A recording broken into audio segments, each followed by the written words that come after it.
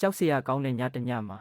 ကျောင်းပြတ်တဲ့ကိုအောင်လေးဟာသူ့ဘဝအတွက်အကြီးမားဆုံးအန္တရာယ်နဲ့ရင်ဆိုင်ခဲ့ရပါတယ်။ဒီဇလန်းလေးကလူငယ်တစ်ယောက်ရဲ့မိုက်မဲမှုကန်ဆိုးမှုနဲ့ကြောက်မက်ဖွယ်အဖြစ်အပျက်တွေကိုရှင်းပြနေတာပါ။ကိုအောင်လေးဟာမနက်ခင်းတိုင်းကျောင်းမသွားဘဲအိမ်ကလိမ်ပြီးဆိုင်ကယ်နဲ့လှုပ်ကစားတတ်တဲ့လူငယ်တစ်ယောက်ပါ။တနေ့မှာတော့သူ့ဘဝထာဝရပြောင်းလဲသွားခဲ့ပါတယ်။ည7:00 နာရီ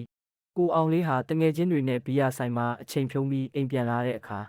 လမ်းမှာဘဲကလာမှန်းမသိတဲ့အဖြူရောင်အဝတ်စုပ်တွေဝတ်ထားတဲ့အမျိုးသမီးတစ်ယောက်ကိုတွေ့လိုက်ရပါတယ်။သူမရဲ့မျက်လုံးတွေကအနက်ရောင်ပိုင်ကြီးနဲ့ပါးစပ်ကသွေးတွေယိုနေတယ်။ညီလေးအိမ်ဘက်မှာလဲအတူတူသွားကြရအောင်။ဒါပေမဲ့ကိုအောင်လေးလှည့်ကြည့်တဲ့အခါသူမရဲ့ခြေထောက်တွေကမြေကြီးနဲ့မထိပဲမျောနေတာကိုသူသတိထားမိသွားတယ်။ကိုအောင်လေးဆိုင်ကယ်ကိုအရှိန်ပြင်းနှင်းပြီးထွက်ပြေးခဲ့တယ်။ဒါပေမဲ့ဘလို့လုပ်တယ်လဲသူမသူ့နောက်ကိုအမြဲလိုက်နေတယ်။မင်းကိုငါလွတ်မှာမဟုတ်ဘူး။သူ့ရဲ့အော်ဟစ်တန်တွေကလေထဲမှာပြန့်နေတယ်။ကိုအောင်လေးနောက်ဆုံးမှာဖះเจ้าတစ်ခုတည်းဝင်ပြီးဖះကိုအာယုံပြုကာဆူတောင်းခဲ့တယ်။အဲ့ဒီအချိန်မှာပဲ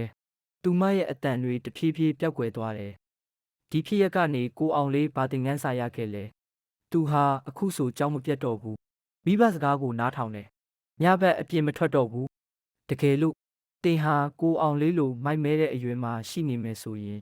ဒီဇလန်းကတင့်ကိုတတိပေးချင်ပါတယ်။ဘာဖြစ်လို့လဲဆိုတာ